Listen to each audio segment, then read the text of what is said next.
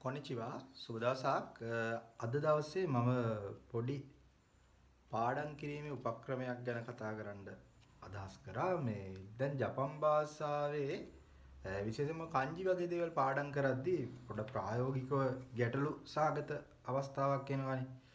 අනේ මේක අමාරුයි මේක කරගන්න ක්‍රමයක් මොකද්ද? එක එක ක්‍රම හොයනවා. සමහර දේවල් අත්හදා බලන දේවල් එච්චරම සාර්ථක නොවෙන්නත් පුළුවන්. සමහර දේවල් අසාර්ථක වෙන්නත් පුළුවන්. ක්‍රම ගොඩක් තියෙනවා. හැබැයි මෙහෙමයි. එක එක්කනාගෙන් එක එක්කනාට කෙනාගෙන් කෙනාට ආවේනික වෙච්ච විවිධ ක්‍රම ඒ කෙනාට අනුව තමයි ඒක තීරණය වෙන්නේ. ඉතින් ක්‍රම ගොඩක් තියෙනවා. ඉතින් අපි ඒවා අත්හදා බලන්න ඕනේ. ඒකල Tamanට සුදුසුම ක්‍රමයක් තෝරගෙන ක්‍රමයක් දෙකක් තෝරගෙන අන්න ඒ ක්‍රමයට ස්ටඩීස් ටික කරගෙන යනවා නම් පහසුවෙන් මේ දේවල් මතක තියාගන්න හැකියාව ලැබෙනවා. මේක මේ ජපන් වලට විතරක්ම අදාළ කාරණේකුත් නෙවෙයි ඇත්තටම. මේ කියන දේවල් ඕනම ඉගෙන ගන්න දෙයකට ඇප්ලයි කරගන්න පුළුවන් හැකියාවක් තියෙනවා. දැන් ඔයාලා දන්නවා ෆ්ලෑෂ් කාඩ් කියලා සිස්ටම් එකක් තියෙනවා. හැබැයි දැන් වෙළඳ පොලේ මුදලකට ඒ දේවල් මිලදී ගැනීමටත් අවස්ථාවක් තියෙනවා. දැන් අපි කියමු kanji වලට අදාළ ෆ්ලෑෂ් කාඩ් එකක් තියෙනවා. ඒක මිලදී ගන්න පුළුවන්. හැබැයි එහෙම මිලදී ගත්තට ඒකෙන් අර හරිම අවුට්පුට් එක ගන්න සමහරවිට අමාරු වෙන්න පුළුවන්. ඒකට හේතුව ඒක අර තමන් මහන්සි වෙලා කරපු දෙයක් නොවන නිසා සමහර වෙලාවට ඒකෙන් ලැබෙන්න ඕන උපරිම ප්‍රයෝජනය ලබා ගන්න අපහසු වෙන්න පුළුවන්.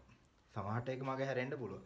හැබැයි පොඩක් කල්පනා කරන්නකෝ යම්කිසි දෙයක් වෙනුවෙන් ඔයාගේ සිතුවිල්ලක් ඔයාගේම ක්‍රියාවක් ඒ වගේම ඔයාගේම නිර්මාණයක් විදිහට ඔයා සකස් කරගන්න මොනවා හරි දෙයක් තියෙනවා නම් ඒ දෙයින් අර අපි වෙළඳ පොලෙන් මිලදී ගන්න දෙයට වඩා උසස් ප්‍රතිඵලයක් ගන්න පුළුවන්. ඒක අතිශය ප්‍රායෝගික කාරණයක්. දැන් එතකොට මම පුංචි කාරණයක් හඳුන්වා දෙන්න යන්නේ ෆ්ලෑෂ් කාඩ් වලට සමාන ක්‍රමයක්ම තමයි. ඔයාට පුළුවන් දැන් ඔයාලට kanjiයක් පාඩම් කරගන්න ඕන, එහෙම නැත්නම් වචන ටිකක් පාඩම් කරගන්න ඕන, ඔය වගේ ඕනම දෙයක්. ඔයාට තියෙන්නේ පොඩි කාඩ්බෝඩ් කෑල්ලක් ගන්න. ඔන්න මං ගත්තා. මේ තියෙන්නේ. දෙපැත්තම සුදු පාටයි. මේක මොකද්ද පාට කියන එක අදාළ නැහැ. මොකක් හරි කාඩ්බෝඩ් කෑල්ලක් හොයාගන්න. හැබැයි දෙපැත්තෙම ලියන්න පුළුවන් එක. හරිද? ඕක හොයාගෙන දැන් අපි kanjiයක් පාඩම් කරන එකම උදාහරණයක් ගමුකෝ. දැන් මේකේ ඔයාට පේනවා මම දෙපැත්තෙන් මොනවා හරි ලියලා තියෙනවා පේනවනේ. හරි. මේ ලියලා තියෙන්නේ මෙහෙමයි. ඔන්න ඔයාට පේනවා සිංහලෙන් වචන කීපයක් තියෙනවා. ජපන් වලින් ඒ කියන්නේ හිරගනා වලිමුත් වචන කීපයක් තියෙනවා. දැන් මෙතන මම ලියලා තියෙන්නේ මැද මුල ඇතුළ ආයෙ තියෙනවා නකා චූගොකු චූගක්කෝ. ඔය වචන ටික තියෙන්නේ. දැන් මේ තියෙන්නේ අපිට විශේෂයෙන්ම N5 සිලබස් එකට අදාළ වෙන විදිහේ kanjiයක් පාඩම් කරන්න තමයි යන්නේ. දැන් මේ kanjiයේ තේරුම් ටික. ඒකේ සිංහල තේරුම්, ඒකේ නිරූපණය වෙන තේරුම් ටික තමයි මේ තියෙන්නේ. ඊට පස්සේ මේ පැත්තෙන් තියෙනවා ඔය kanjiයට අදාළ වෙන විදිහේ අපිට ස්ටඩි කරන්න තියෙන, අපිට මතක තියාගන්න තියෙන වචන තුනක්. ඊටාම් ප්‍රධාන වෙන වචන තුනක් තමයි දාලා තියෙන්නේ.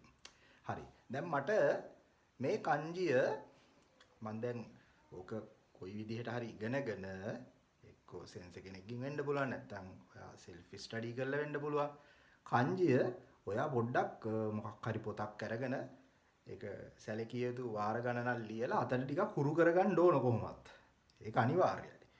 ඊට පස්සේ මේ kanjiය ඔයාගේ ස්ථීර මතකයේ තියෙන්න ඕනේ. දැන් මේක අර අපි කියන්නේ උඩු හිතේ විතරක් තිබ්බට වැඩක් නැහැ. මේක යටි හිතේ ස්ථීර මතකයට යන්න ඕන.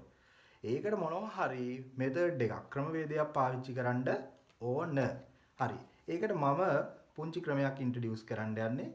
මෙන්න මේ විදිහට ඔයාට පුළුවන් පොඩි කාඩ්බෝඩ් කෑල්ලක් අරගෙන මේ විදිහට සකස් කරගත්ත. මේක මීට වැඩිය නිර්මාණාත්මක විදිහට ඔයාට කරන්න පුළුවන්. මම මේකේ සංකල්පය විතරයි දෙන්නේ.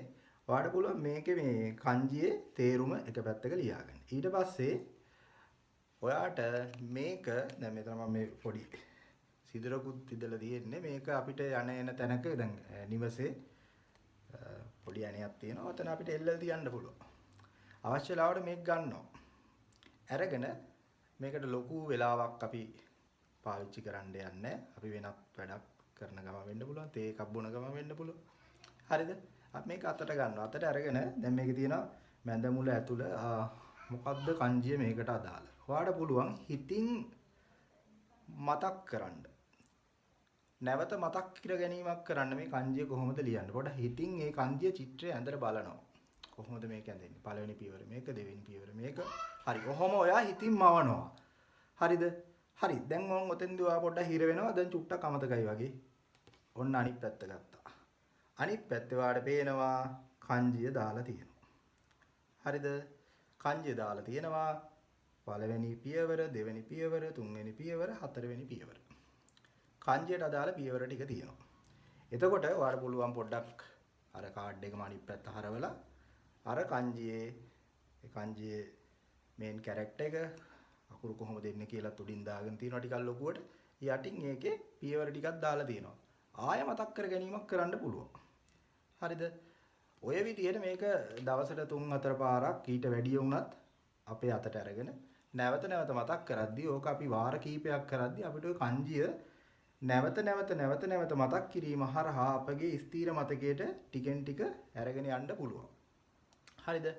මේක අපි දිනපතාම කරගෙන යනවා නම් පුරුද්දක් විදිහට අපිට ලොකු ප්‍රතිඵලයක් ගන්න පුළුවන්. හරි. ඊට අමතරව දැන් ඔන්න මේකේ ඔයාට දාලා තියෙනවා ඊට පස්සේ කංජියත් එක්ක යන වචන ටිකකුත්. අපි මේ කංජියත් එක්ක ඉගෙන ගන්න ප්‍රධාන වචන තුනක් දාලා තියෙනවා. ඒ වචන තුන දැන් මුලින්ම තියෙන්නේ නකා. නකා කියලා කියන්නේ තුල ඇතුළ වගේ අදහසක්නේ. එතකොට හරි මේ කංජි නකා. මේක ඇවිල්ලා ඒ තියෙන්නේ ඍජු තේරුම මොකක්දනේ? ඍජු තේරුම මෙතන තියෙන්නේ. මේකේ ඍජු තේරුම නකා. ඔන්න පළවෙනි එක මතක් කරා. ඊට පස්සේ දෙවෙනි එක තියෙනවා මොකද්ද? මොකද්ද? චූගොකු. චීනේ. චූගොකු ලියන්නේ කොහොමද? ඔන්න මතක් කරනවා. චූ කියද්දී නම් හරි මේ කංජිය තමයි ඉස්සරහට එන්නේ. ගොකු රටට පාවිච්චි කරන කංජිය. ඔන්න හිතින් මවල බලනවා. මතක් කරනවා. නැවත මතක් කරනවා. එතකොට මේක අමතක වෙන්නේ අර ඔන්න පළවෙනි කංජිය ඔයා හිතින් අදිනවා. ඔන්න දෙවෙනි කංජියත් ඔයා හිතින් ඇඳලා ඔන්න චූගොකු නිර්මාණය කරගත්තා. හරිද? ඊට පස්සේ තුන්වෙනි වචනේ මොකක්ද තියෙන්නේ? චූගක්කෝ මොකද්ද? වීතික පාසල. හරිද? සෙකන්ඩරි ස්කූල් නේ. හරි. එතකොට චූගක්කෝ මුලින් චූ කියද්දි ඔය ඉගෙන ගන්න කංජිය. ඊට පස්සේ ගක්කෝ කියද්දි මතක් කරලා බලනවා. ගක්කෝ. එතන කංජි දෙකක් එනවා. කොහොමද ඒක එන්නේ? මතක් කරලා බලන්න පුළුවන්. මුලින් අසාර්ථක වෙන්න පුළුවන්. අසාර්ථක වෙද්දී ඔයාලට පුළුවන් මේක අනිත් පැත්ත හරවලා කොහොමද තියෙන්නේ කියලා බලන්න. නකා චූගොකු චූගක්කු. හරිද? ඒ විදිහට ඔයාට මේක අර දැන් පොතක් පෙරලින්න ගියොත් මේ වැඩේ කරන්න ඔයාට කම්මැලිකමක් ඇති වෙනවා, අපහසුතාවයක් දැනෙනවා. ප්‍රායෝගිකව ඇත්තටම අමාරුයිනේ. පොතක් පෙරලද්දී ටයිම් වේස්ට් වෙනවා. ඉතින් ඔයාට පුළුවන් මේ විදිහට පුංචි නිර්මාණයක් කරගෙන ඔයාට ගැළපෙන විදිහට සුදුසු විදිහට ලස්සනට හදාගෙන ඒක ඔයාගේ නිතර ගැවසෙන ස්ථාන වලින් තියාගන්න.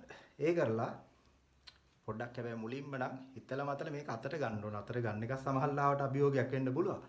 මේක අතට අරගෙන මේක ප්‍රැක්ටිස් එකක් විදිහට අපි දිනපතා කරගෙන යනවා. දවසට අඩුම එක කංජියක් 3-4 වතාවක්වත් මේ විදිහට මතක් කරනවා නම් ඔක සතියක් එකමාරක් යද්දී අපේ ස්ථීර මතකයට ගන්න පුළුවන්. ඊට වැඩි කාලයක් සමහරට කෙනෙක්ට වැය වෙන්න පුළුවන්. ඒක එක එක්කෙනාගෙන් කෙනාට වෙනස් වෙන්න පුළුවන්. කෙසේ වෙතත් මේක හොඳ ක්‍රමයක්. අත්හදා බලන්න හොඳ ප්‍රතිඵලයක් ගන්න පුළුවන් වෙයි. මේක කංජියක් පාවිච්චි කරන්න විතරක් නෙවෙයි. තවත් ගොඩක් දේවල් වලට පාවිච්චි කරන්න පුළුවන්. ජපන් වලට විතරක් නෙවෙයි. තවත් ඕනෑම ඔයා ඉගෙන ගන්න දෙයකට පාවිච්චි කරන්න පුළුවන්. හොඳයි. මම හිතනවා අත්හදා බලයි කියලා. අත්හදා බලන්න හොඳ ප්‍රතිඵලයක් ලබා ගන්න. ගම්බත් කුස්ස